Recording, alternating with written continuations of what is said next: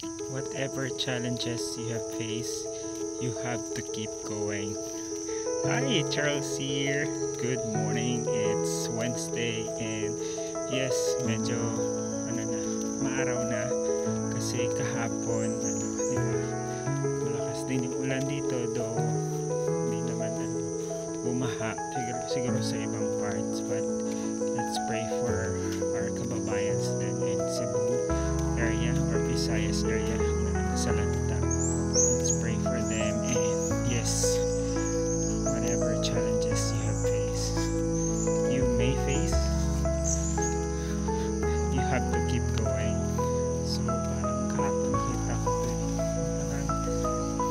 kasi kahapon yung mom ko kasi, si mom talaga, yung mama ko is nagtitinda siya sa kantin, and what happened kahapon is pumunta na sila sa school, nagdala ng mga tinda, and then ayun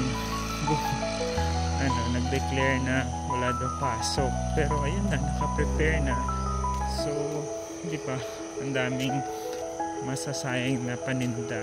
So syempre, to help out, nag-post online para may mag-order, and good thing is meron din silang pinantahan para i-pabenta, and nabenta naman, but of course marami pa ring tira ng mga paninda. So sa amin naman, ako sa work ko, mga folks, mga ka-teammates sa Cebulas ng pasok kasi nga anticipated yung bagyo. Even today wala din sila, so kami lang yung mga nag-work. So may kanya-kanya talagang mga challenges, no? But nakita ko yung mama ko nag-prepare ulit, tinda ulit, keep going pa rin, no? Even ako din, pwede namang hindi lang din pumasok kasi wala namang pasok yung namin other folks, but patuloy lang, and ayun, patuloy lang tayo, just keep going. Let's just pray na magpabuti din yung sitwasyon, mga kalagayan natin, and okay din ang lahat, diba? As long as huwag ka lang susuko, huwag lang tayong sumuko, magpatuloy lang, at I'm sure naman may reward din naman sa mga effort na mga gagawin natin.